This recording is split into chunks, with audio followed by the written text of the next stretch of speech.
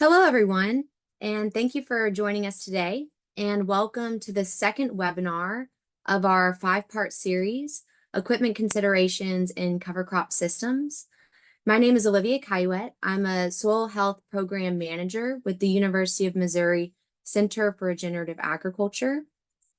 I'd like to introduce my colleagues, Erin Gundy and Anne-Marie Calabro, who work at the Soil Health Institute. We three support the education component of Farmers for Soil Health. The purpose of this series is to provide farmers, crop advisors, conservation professionals, and others interested with information related to equipment considerations in cover crop systems. We're specifically focusing on spring cash crop planting following the use of cover crops. Farmers for Soil Health, or FSH, is one of many USDA-funded partnerships for climate-smart commodity projects. FSH is a collaborative initiative among commodity organizations, the United Soybean Board, the National Corn Growers Association, and the National Pork Board, with a goal to increase cover crop adoption. This specific project provides an incentive to farmers who are new to planting cover crops or who have been planting cover crops for many years, as well as offering a sustainability marketplace to connect the farmers to the supply chain. State-level commodity organizations working across 20 states, stretching from North Dakota to the East Coast, are involved with FSH to provide local technical assistance and outreach programming. FSH has also developed a website full of resources and information helpful to any of you working with farmers or if you are a farmer or landowner yourself. You can learn more about FSH at farmersforsoilhealth.com, and Erin will drop that link in the chat for us. And for your information, the deadline of enrollment of 2023 fall planted cover crops has been extended to March 15th. Then enrollment for 2024 fall planted cover crops will also open in March as well.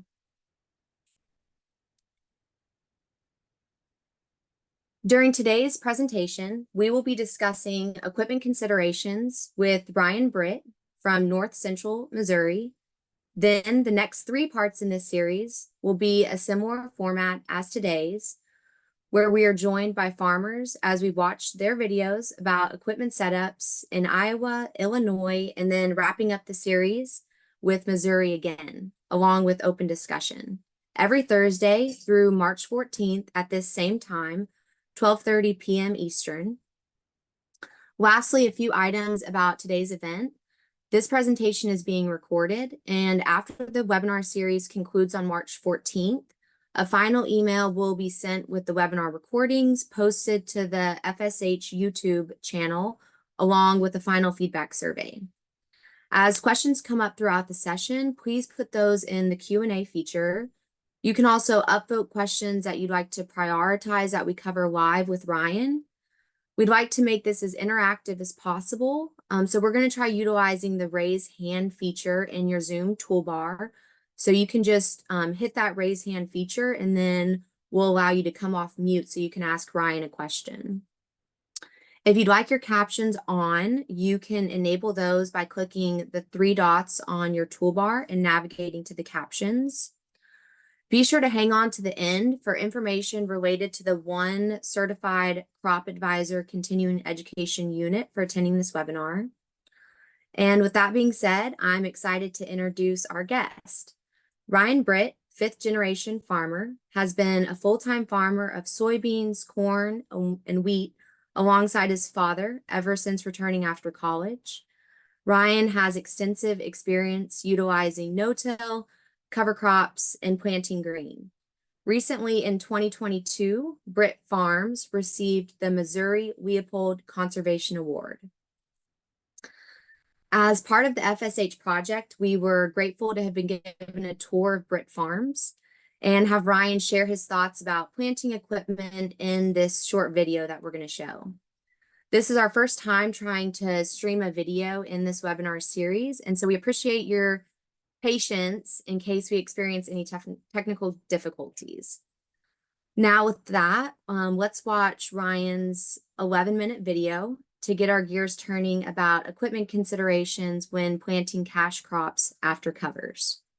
As questions arise, go ahead and put those in the Q&A feature so we can prepare for our discussion with Ryan.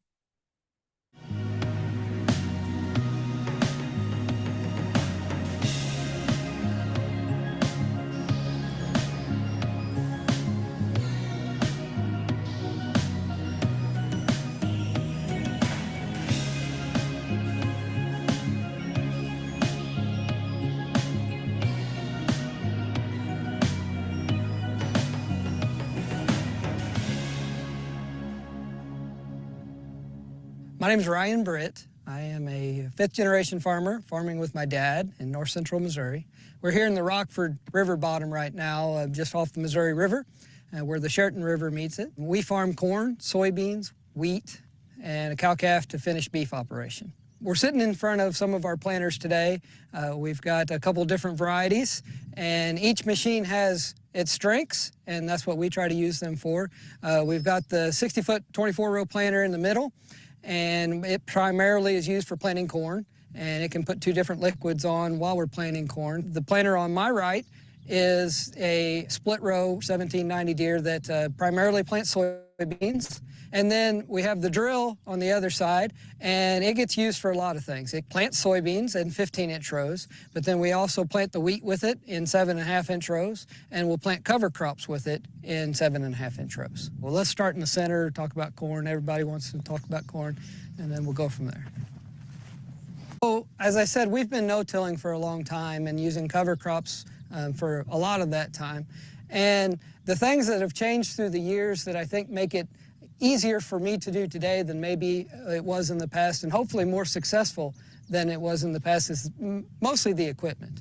And if there was only one thing that I was going to add to a planter to make it work very well in no-till and especially cover crop conditions, it would be hydraulic downforce. I think with cover crops, we go from being too wet to very hard and dry in a short period of time.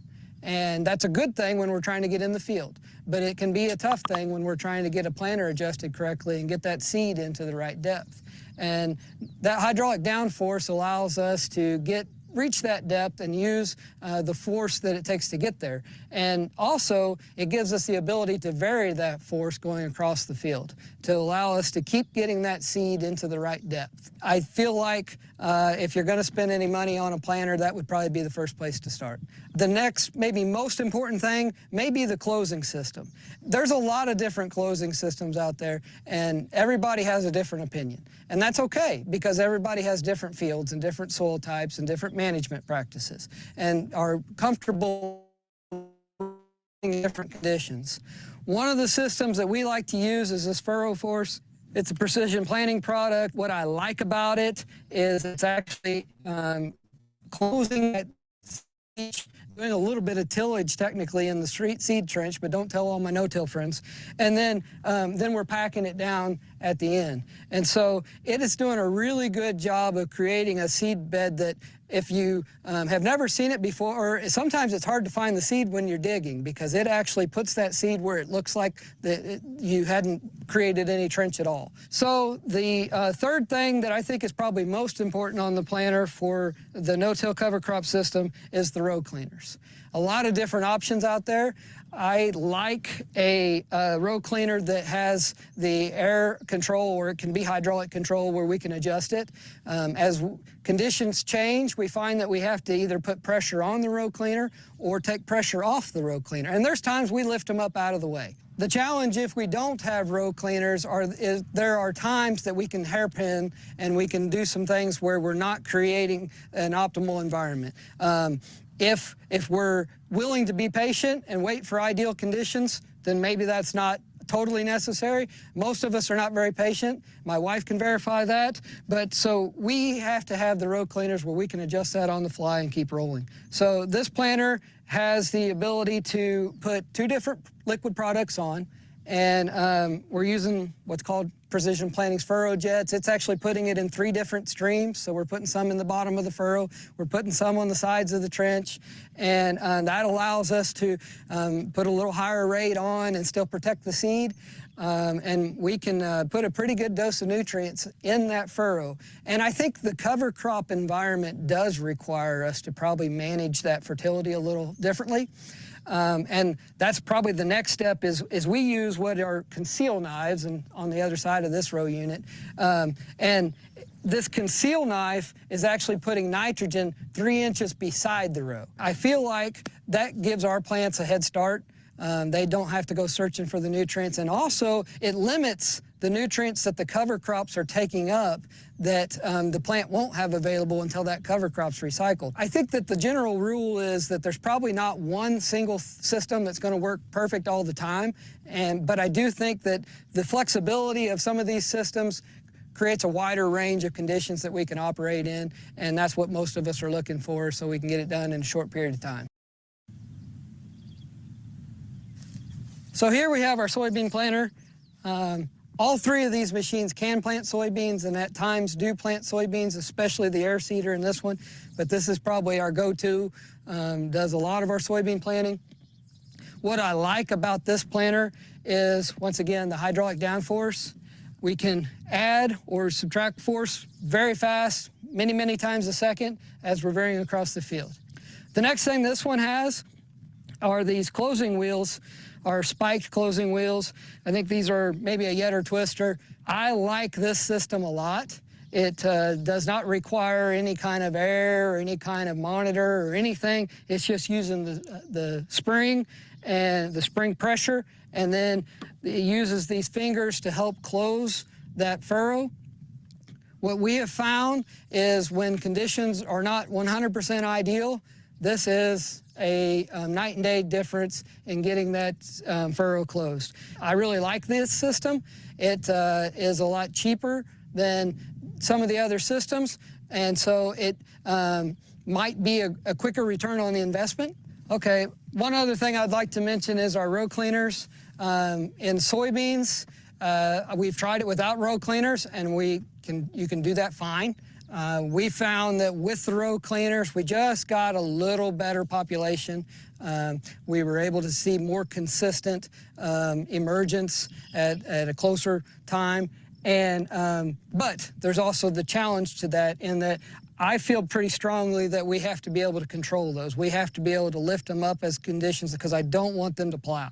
You know, that's probably the biggest danger of the row cleaners. So what I like is this air cylinder actually can lift this unit up. And so we can get it entirely out of the way, or it can put pressure on it to hold it down into the ground. We're trying to get that residue pushed to the side so we don't hairpin it in the trench. The last piece of equipment we'll look at is the air seeder, which we use for planting soybeans and wheat and cover crops.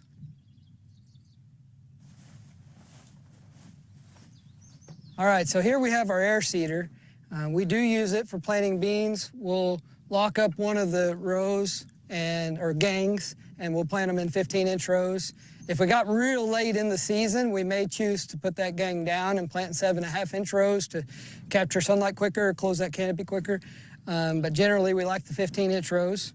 A couple things that I find important on this thing is the closing wheel. I liked, once again, the fingered or the spiked closing wheel. We seem to be able to close that trench better.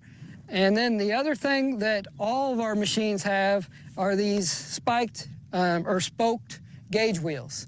So outside of that, you know, with an air seeder, I think one of the limitations is it does have hydraulic downforce for the whole gang, but it's not individual row.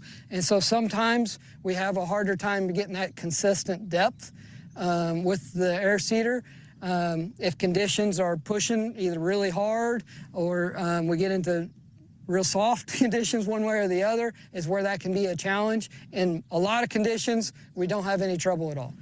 When we purchased this drill, we were primarily purchasing it to seed cover crops. It's a really expensive unit to use to seed cover crops, and you don't have to have this much drill to seed cover crops, but it does a very nice job. that gave us the confidence to go ahead and use it in soybeans also. We spent so much money on it, we needed to justify it, and so that's why we're using it in soybeans too. And obviously, we can cover the ground quicker, keeping all the machines running. It seems like our window is usually pretty tight in the spring.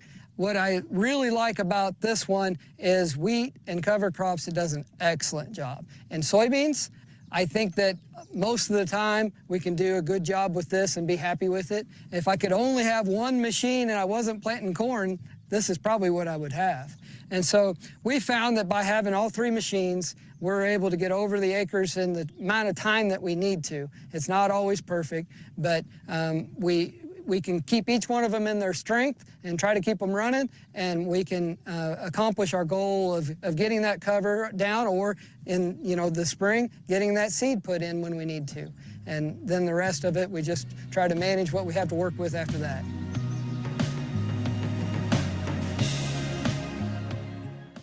Great video featuring Ryan and Britt Farms. Would you like to add anything else about yourself or your farm before we dive into questions, Ryan? I appreciate the opportunity to visit with you guys today, and certainly want to first say that we're no experts. We've been trying a lot of different things, and some things work better than others, and be glad to share some of our experiences.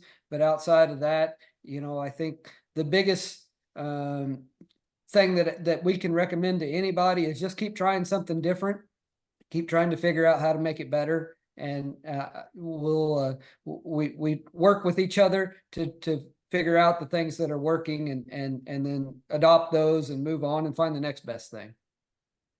I think that's a great place to start, is always opportunity to learn. And as you mentioned in your video, there's really not a one size fits all. There's so many factors to consider. Now it looks like we have a hand raised. Cole did have his hand up. He may have put it down. But while people are dropping questions in the chat, to just start off, I'm curious, what are one or two of the first changes you made to your equipment when you started implementing cover crops into your cropping system? Well, and I said it on the video, so I'll be repeating, but I really think that the hydraulic downforce is probably the biggest thing that can make a huge difference. I think that our planters today are bigger and heavier than they've ever been, but I think these changing conditions require us to be able to put more force on that row unit, or at times, when it gets really soft, we're actually lifting the row unit sometimes. And I've had times, especially with cover crops, we know that we can dry the ground out, and we've had times that we've completely lifted the toolbar off the ground. The wheels aren't even, the transport wheels aren't even turning, but trying to get enough downforce to get that seed into the ground. That sounds scary, but in reality, our experience has been very positive, that we've been able to, as soon as we caught a rain of any kind, that we were able to get a stand out of stuff in a really good shape. I know that there are some places across the Midwest that saw some challenges this last year with getting too dry with cover crops.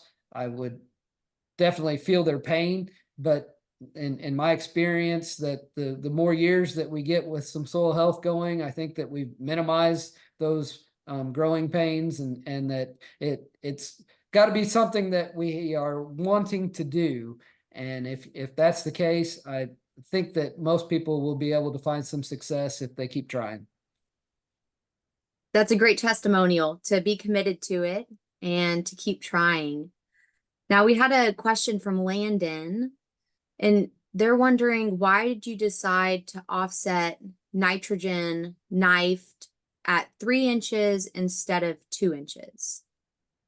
It was mostly just the matter of we're using a precision planting unit, and that 3 inches, it is put exactly beside the row, and we do a lot of contours in our hill ground, And in those contours, as long as we're using that conceal knife, we're able to maintain that distance. But, one of our concerns in contours, if we're getting, 2 inches, and especially if we're using a coulter that might be in front of the row, then we very well could be putting that nitrogen too close to the row. And we have seen some issues with getting too much nitrogen too close to the row. And we can definitely burn a crop pretty easy. So, the advantage of that conceal knife being exactly even with the row, that we maintain that distance even around a fairly tight contour. And that's where we found good success. If you notice, we're putting it on one side of the row. I know Precision Planting doesn't recommend that. Of course, they're selling equipment, but we find the rates that we're putting on, we're able to get by with that fine so far. We did have it on both sides of the row in the previous planter, but we were trying to put a higher rate on. We were trying to put about 150 pounds of nitrogen on with that planter, and that worked fine on both sides of the row. With this planter setup, we're putting less on with the planter. We're probably putting on somewhere in the neighborhood of 60 to 80. We can go up to 100, but 80 pounds kind of seems to be a sweet spot for us in our operation so far. Our nitrogen plan changes every year, and it's not that I guess it is that we just haven't found what we like perfectly yet. And the challenge with that, as everyone knows, is the conditions are different every year. And so we try to find the ways that we can layer out what we're doing to build in the most resilience for whatever condition we come up with. And so by putting that nitrogen 3 inches on one side of the row, we're able to put 80 pounds down, and then we'll come back in season with management of the rest of the nitrogen. And that's working pretty well for us. Thank you, Ryan. Very detailed and, goes to being responsive to your conditions, like you said, and constantly experimenting. We had a question come in from Nathan wondering, have you ever planted covers in 15-inch rows? Personally, I have not. I do have a friend locally that has, and he sees good success with that. That kind of some of that depends on your equipment. And, rather than buying a separate piece of equipment for seeding the cover crop, I would certainly argue that you're better off in 15-inch rows than not doing a cover crop at all, because you don't want to buy that extra piece of equipment. My thinking behind that is I'm trying to get some weed control, or at least minimize some of these. Water hemp is probably one of our biggest, hardest to control weed. And so by narrowing that row spacing, I feel like we might be getting a little better coverage of the ground earlier, faster, and to help minimize some of that weed issue. I think also we can argue that both ways. His point with 15-inch rows is he feels like he's more confident in being able to get the actual cash crop seeded, because he feels like he can get the ground warmed up a little faster because of the 15-inch rows. That's certainly a different perspective, and I can't argue with it, other than my success has been in the equipment that I have. And so we like the 7.5-inch rows. Also, that operation tends to farm a lot of flatter ground than we do. We see in our hill ground that we need that 7.5-inch row to help control the erosion. And so we feel like we're able to do a better job of that with that 7.5-inch. But also, I guess you put on top of that, I'm not opposed to broadcast and aerial seeding as long as you can get a stand. And so, each idea has its place. We've even seen some guys using some 30-inch rows and maybe even coming back and interseeding, or depending on what you're trying to accomplish. It's just like anything that we do, depending on your goal, there may be a reason to do that in the 15 or 30-inch rows. Just for our operation, this is kind of where we've settled and what works for us. And I'm curious, Ryan, when do you terminate your cover crops in general? And there was a follow-up to that. Is it different for when you have corn or beans following? It certainly is. And my father and I disagree on this at times. And so we have done it a lot of different ways. My dad would like to see that cover crop terminated possibly even before we plant. I'm a real big proponent of planting green. I've seen a lot of success in getting a better stand by planting green, and the equipment tends to operate better by planting green. Our biggest risk, if we try to terminate that crop before we plant it, that if we do catch a rain, which in north central Missouri, we hopefully catch, a rain once a week in the spring, but that mat can get pretty soft or hold that moisture. And so then we have trouble getting the equipment across and being able to get a good stand if we terminate it before we plant. If we terminate it after we plant, then the concern is if we let it go too long, we may be taking up some of the nutrients that crop's going to need. And I think corn is probably more sensitive to that than soybeans are. And in our experience, the soybeans will compete for the sunlight and they'll fight right on up there. And we've had good success with even terminating later on, maybe even up to 2 or 3 weeks or longer after we've planted with soybeans. But with corn, we generally try to terminate immediately or within a few days of getting the crop planted. I've seen a little bit of an issue if you spray the field right behind the planter, and you can injure the weeds or the cover crop a little bit and sometimes not get a perfect kill if you are in the field too quick. But generally, if we'll wait for a day, so 24 hours maybe after we plant, it seems like that crop recovers a little bit from that injury, and they'll go ahead and take the herbicide in, and we get a little better success with killing that. But every spring is different. I'm certainly when we get behind and conditions are pushing us, I'm not going to say that we'd never have the sprayer in the field the same time as the planter, because sometimes you have to push things to get it done. But in an ideal world, I would like to terminate my cover crop in the corn crop within a couple days of getting it planted. But in the bean crop, I don't mind waiting 2 or 3 weeks anyway before we terminate that cover. Good deal. I think that's where the art meets the science, is you got to, know your factors. And, in all fairness, I'm sure different parts of the country, different challenges, different temperatures, different weather patterns, and it also depends on what you're trying to do with the management of the cover crop. If we're only concerned about erosion or nutrient runoff, you might be able to terminate it quicker. If you're trying to get some kind of weed control with that cover crop, to get that benefit, you probably are going to have to let it grow longer, get taller, and one thing that we look at some point is doing some rolling of the cover crops or crimping the cover crops. We have not done that a lot, mostly because of equipment challenges and timing, and to scale. I think it could certainly be done, and a lot of people are probably having success with that. We just haven't done it yet. And when we're on this topic of termination, we had a question come in. What are some of the soil health factors or related things you find for optimizing your cash crop, really focusing on preventing increased drying from cover crops? We're coming out of a dry year, some drought in Missouri.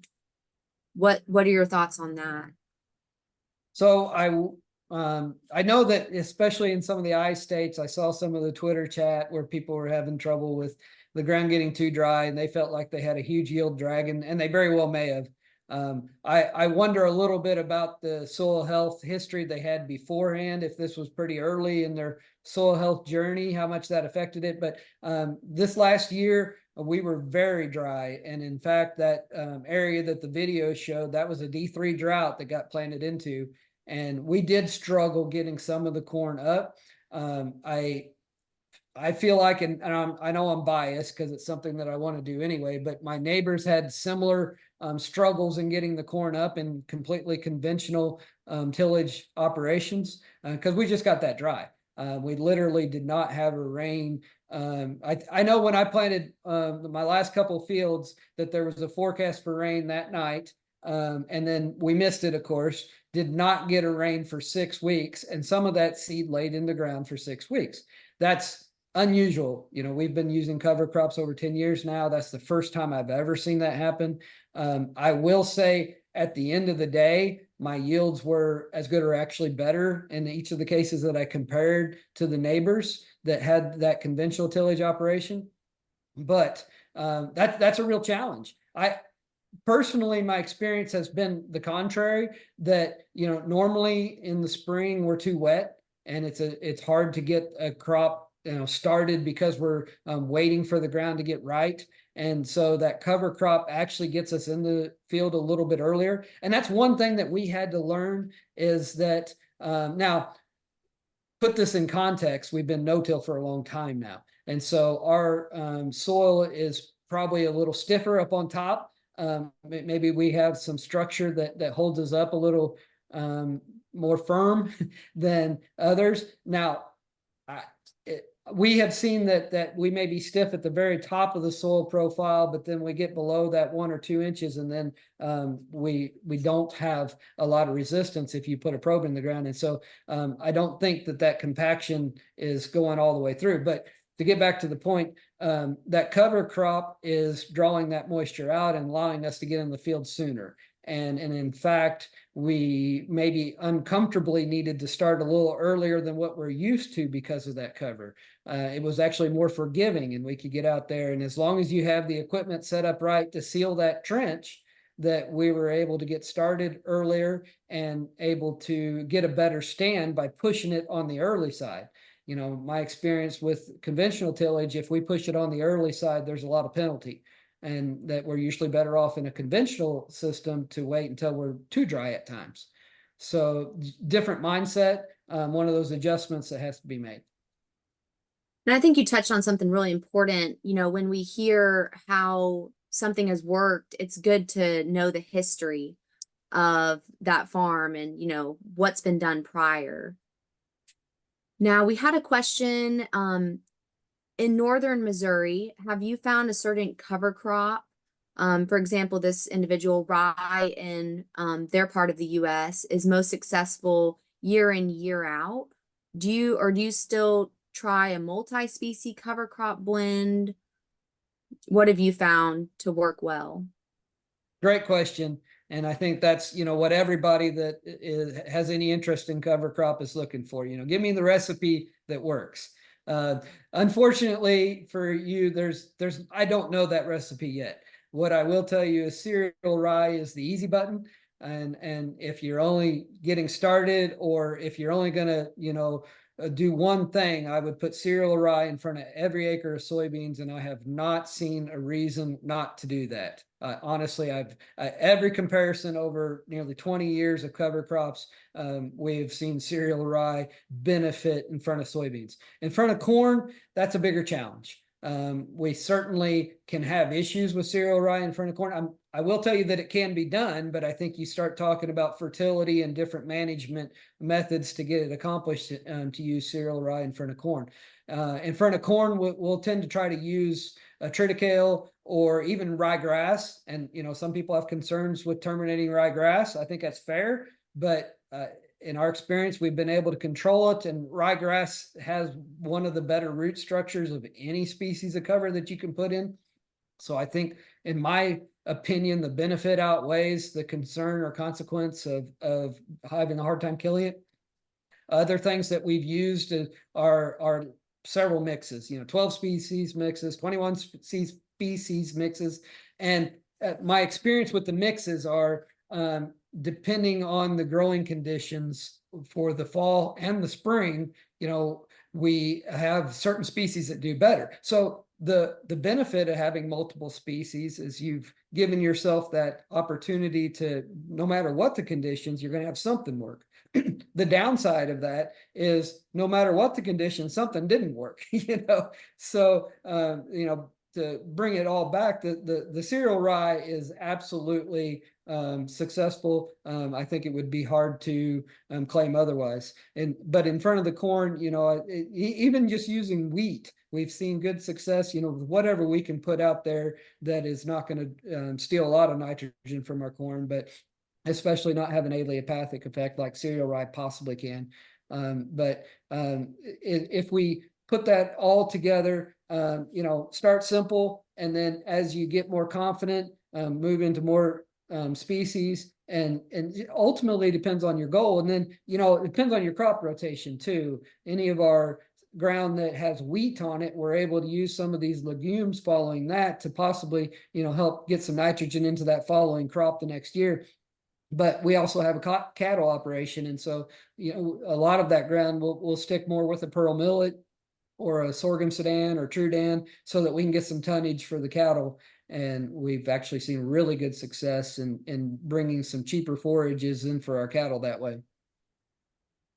Very helpful, Ryan. And while we're on the topic of corn, you mentioned that in your video, everyone wants to talk corn.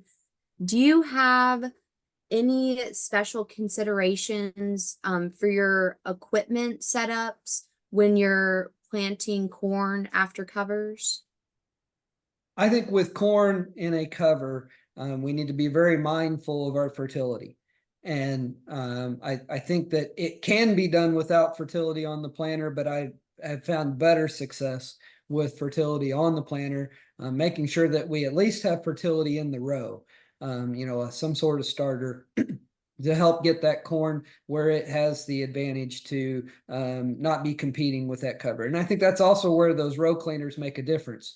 I think in the corn, more aggressive with the row cleaners, trying to create a strip that's fairly clean. With soybeans, as long as we're not hairpinning, I don't mind there being a active growing crop right beside the soybean, because the soybean, in our experience, is able to compete a little better. That corn does not want a bad day. And so we try to create a little cleaner strip with the row cleaners in front of the corn. But I think the multiple fertility options allows us to get that nitrogen right there where we can jump start the corn. And then, with the furrow jets, we're able to put a heavier load of a nutrient within the furrow and, not burn the seed and not set it back. And so we can actually put quite a bit of fertility in the trench. Cover crops are a wonderful thing. They're not a magic pill. It takes management. It takes also a want to. And so, we have to look at the long-term benefits. And as long as we're willing to do those things with the equipment and our fertility, we can see great success. But if you go into it expecting to just seed corn directly into a growing cover crop and not change any other management, then you're probably going to have some challenges.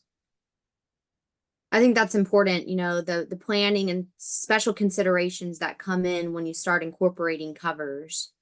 We had a question come in and it says, given your extensive experience, what kind of support would you wish farmers like yourself that have invested in this equipment for cover crop installment could receive or see more of in current legislation or programs focused on increasing cover crop usage? Boy, that's hitting me right where we've been having meetings with. I hope that's not one of my NACD friends, but I absolutely feel that we should be getting some support, and I would argue maybe not even just legislatively, although it would probably take legislation to get it done, but on the cover crop side especially. And we saw our cover crops this year allowed us in that D3 drought area to raise yields almost exactly. In fact, I was less than 1 bushel from getting paid on my corn ground down in that area where the video was. We raised exactly what we were guaranteed, and that's at an 80% crop insurance is what I take out. And so where my neighbors, and they're good farmers, very good farmers, but because of the farming system that they were using, most of them did not have as much yield as we did and actually got a fairly decent crop insurance check. So I would argue that the system that we're using is making crop insurance cheaper for the RMA or for the insurance company and the government, but I'm not benefiting as much because I paid the same as my neighbors did, and my neighbors got a check and I didn't. So, on the legislative side, I certainly agree that EQIP and CSP should, and there are payments for CSP, and there are certainly incentives to try, but I don't know if there's enough money to really get guys going, and then support the guys, the early adopters. And, that's a challenge that we really run in, and that's government in general. You usually don't get paid for doing something right, but these early adopters that have been doing this for quite a while are usually the ones that lose out when we start talking carbon programs and we start talking any kind of government assistance. That money's not there for them. And so, and I'll be back in DC here in a few weeks. And so I certainly will be preaching that. And I welcome everyone else to be saying the same thing. Yes, we need advocates and more work to be done to show the resiliency that practices like yours are having on farms across the country. And now kind of shifting back to some termination concepts, we had a question come in. Have you considered or tried an herbicide burn down before planting? Yes, we certainly have burned down before planting, and I would argue that in some circumstances, that's absolutely a good idea, depending on what we're trying to do. And maybe that's the argument. And when we get into these real dry situations, maybe we should be terminating that cover crop before planting. Like I say, in a lot of years of cover crops, this was the first time that I've seen whole scale people having really trouble getting a stand after a cover crop because it got too dry. So until I see a few years of that, I wouldn't get too excited, because my personal opinion is I see more benefit from planting green than I do burning that crop off before. But with that being said, if you're just getting started in a cover crop, it's certainly easier to manage if you terminate that crop when it's small. And then you come in and you can operate, more like a normal no-till operation, and be able to get across that ground a little quicker. My concern, or what I would want to caution, is to make sure that if you do that, you do it early enough that that crop is so small that it doesn't create a mat. But if that crop is getting more than 5 or 6 inches tall, then that's where I would argue that you better be careful and make sure you don't have any rain, and because you certainly could create an opportunity to not be able to get a good environment, or in other words, you get mud that won't dry out and be able to get your equipment across the soil. Very good caution for when to terminate.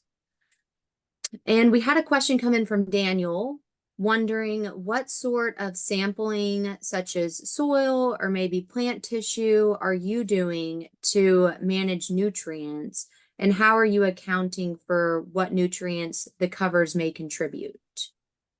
A very fair question, and my answer is yes. We do a lot of sampling. We grid sample every farm at a minimum of every 4 acres, but a lot of it is getting grid sample at 2.5 acres. We do it on a reoccurring basis at a minimum of every 4 years. But then a lot of times we're coming back in zones and doing it after 2 years. And then as far as tissue sampling, we do a lot of tissue sampling. We've been in some peer groups and some of the fun challenges where we're trying to push yields. And so we've seen those tissue samples tell us a lot with nutrients. I think that we have to be a little bit careful and not get too excited, because the weather dictates so much about what that plant is seeing. And so where I'm headed with that is, you may have a deficiency that the crop is seeing, but and especially this year, we saw some deficiencies from the drought. And it wasn't that there wasn't nutrients in the soil, it was just the plant could not physically take up, because there was just not enough moisture to either get the roots to it or to carry it up. So we've through time minimized some of our dry applications, and we're doing a little more work with either liquids with the planter or foliar applications. But don't hear what I'm not saying. Please don't ever think that I can tell you just to put a cover crop out there and you'll never put fertility down again, because that's not the case. I do wonder a little bit about some of our soil health tests compared to some of the old industry standards for soil fertility testing. And so we're doing a lot of work, and I trust very much my local agronomist, and he leads us into a lot of trials. We do trials with the university. One thing I've really enjoyed with the university is they did some stamp plots where they would put 3 different nutrients out in a control in several different places in several different fields and see if there was a response. And ultimately, through some of our soil health, they really didn't see much response from adding fertility to most of those plots. And I use that, and we still will continue to do that to gauge whether we're putting enough fertility in the ground or not. And anybody with any experience with soil health ultimately has a goal of using less fertility, I believe. And, you know, obviously our equipment costs a little more. And so we need to offset that somewhere. And, you know, we apparently, or we should have a mindset of making sure that we're not wasting any, you know, fertility, not only economically, but we certainly don't want it in the Gulf of Mexico. And so we have found that we have reduced that fertility, but the only way that we could you know, in good faith do that is by soil testing. And our soil tests really have not showed a lot of response to reducing our fertility. That's a long-worded answer, but I just think that, you know, everybody's soil is different. I certainly don't want to tell you that, you know, hey, you go no-till cover crop that you'll never put fertility on the ground. That hasn't been my experience. We still do use fertility. It's either in different forms or probably different rates than what we were doing beforehand. But there certainly is an opportunity to see some savings. And, you know, we're trying to just make the crop more efficient and also just maximize what the soil can possibly do. And as we're learning more, we're learning that there's a lot of nutrients in that soil. And a lot of times we just need to set that crop up with the opportunity to take advantage of what's there. That's really helpful, Ryan. My takeaway from that was informed decision making and efficient use of your nutrients. Related to that, we've had a question come in. How many cropping seasons did it take to see the greatest return on investment for planting covers? And related to that, did equipment purchases impact that return on investment for you? So that's a great question. Cropping seasons, we kind of transitioned into cover crops. We transitioned into no-till. You know, a little over 20 years ago, we were very frustrated with some of our tillage. We just were not happy with everything that we did. And it just seemed like everything we did had major weaknesses. And so we started trying different methods. And ultimately, I just never found anything I liked very well, except for not doing tillage at all. And then the next step to that was we found that by putting that cover in, it actually made the no-till work better for us. Now, I don't know if there's a magic, well, 3 years or 5 years that, you know, you should see a great response. Some of our fields, we actually saw a very quick response. In fact, I would say probably a lot of our fields within 1 or 2 years, we were quite happy with our results. There's other fields that already had some good things going that maybe we didn't see a strong response, but I would argue that there probably wasn't as much wrong with that soil to start with. I think that, you know, we know that not everything works in every situation. I certainly feel like within 4 years, we were probably seeing some pretty good results on pretty well everything that we were doing. But with that being said, you know, there's always those problem areas of fields that things just don't work. And you know, a lot of times for us that ends up having to do with drainage and trying to get water off the field. In our part of the world, we generally have too much water at the wrong time and not enough water when we need it. But we try to get that drainage fixed. And so I would say that that's one of the bigger steps that you can do outside of equipment is just working on drainage. And whether that's surface drainage or subsurface drainage, we've seen great results from doing both. And I think it takes both. You know, to get the equipment right is kind of the expensive part, although drainage is expensive too, but the expensive part to get started. But then once you got the equipment, you know, it's the result is tomorrow, because you know, as soon as we seed today, we've given that seed the opportunity to be in a successful situation. But that drainage is the thing that will benefit over a long term. Very helpful. And we have just a couple more minutes. I'm curious, you know, on that note about how once you have the equipment, results are tomorrow. What advice do you have for farmers looking to modify or upgrade their planter equipment to a cover crop system? Well, if you're looking to change to a cover crop system, you know, I go back to the first things we have to do is just make sure that our planter is calibrated, and your normal stuff you would do in a conventional system. But I think there probably is a little more challenge in a cover crop situation, in that we're dealing with residue, we're dealing with the opportunity for stuff to wrap up around wheels, and although we don't have as much trouble as what I really anticipated we would, you know, I was afraid with both that furrow force system having those fingered coulters that were kind of doing a little bit of tillage, I was afraid those would wrap up, and that really hasn't been the case, you know. But I think that's because we put the row cleaners in front. You know, I think that I was worried about those Yetter twisters on the backside of the 1790 planter on our soybean split row. I was afraid that those twisters would wrap up, but we really haven't seen that. So, you know, our planter is not drastically different than what it would be for a conventional tillage system, other than, you know, the row cleaners. And then also consider, if you're wanting to do it in corn and seeing success, I think I would really consider some kind of fertility on the planter, and being able to make sure that, you know, that adds a whole nother management level to planting. And I can tell you that that scares my father to death, and all the different things we have going on at one time.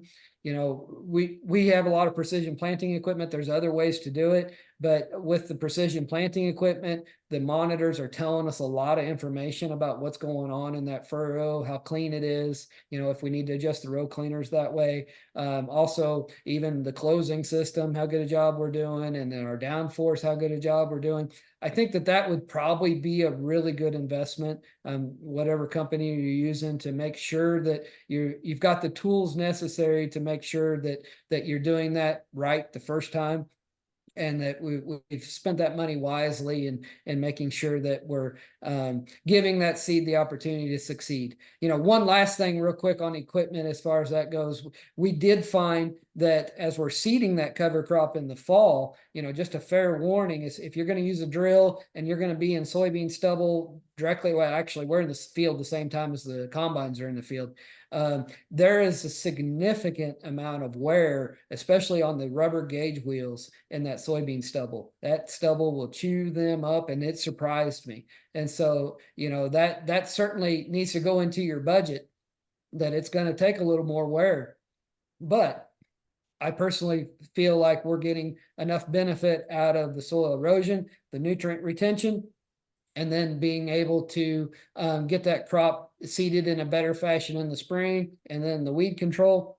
If we add all those things together, my opinion is we have enough benefit to offset those costs. And then plus that benefit that we're getting is a long-term benefit, not just the benefit that we see immediately. And that's the investment that I'm looking for, is to give my kids, or whoever the next generation and the generation after that is, on that ground, the opportunity to succeed and do it better than I did. Well, I think that's a great note to close out on, Ryan, is keeping our farms healthy for the next generation. And I really appreciate your time. And we got a lot of great questions coming in. We weren't able to get to all of them, but thank you for joining today. It's been a really wonderful discussion. I'm so thankful for Ryan, you joining for this Q&A, the time you put in to helping create that video, and for everyone who joined us. A short Zoom survey will pop up once this webinar concludes. We'd greatly appreciate it if you could provide us with your feedback. And I'm going to go ahead and share my screen just quickly and remind everyone that next week, same time, we're going to be joined by Michael Vidito, who farms in Washington County, Iowa, to discuss his experiences with equipment when implementing cover crops. And the registration page can be found using the link that's going to be dropped in the chat. We're also able to offer one CCA CEU credit for this webinar and each webinar coming up. You can also request this by scanning the QR code or by emailing me at oliviakayouet@missouri.edu by this afternoon at 5 p.m. Eastern. And if you're watching the webinar recording, we cannot guarantee that the CEUs will be available, but if they are, that information will be provided in the YouTube video description. And last, after the webinar series concludes on March 14th, you all will receive a follow-up email with a link to a final survey and the webinar recordings and any relevant resources we might have discussed. If you have any questions, please feel free to reach out. This is our contact information. We're happy to answer any questions you might have. And with that, thank you again, Ryan, and have a great day, everyone. Thank you for your time. Thank you.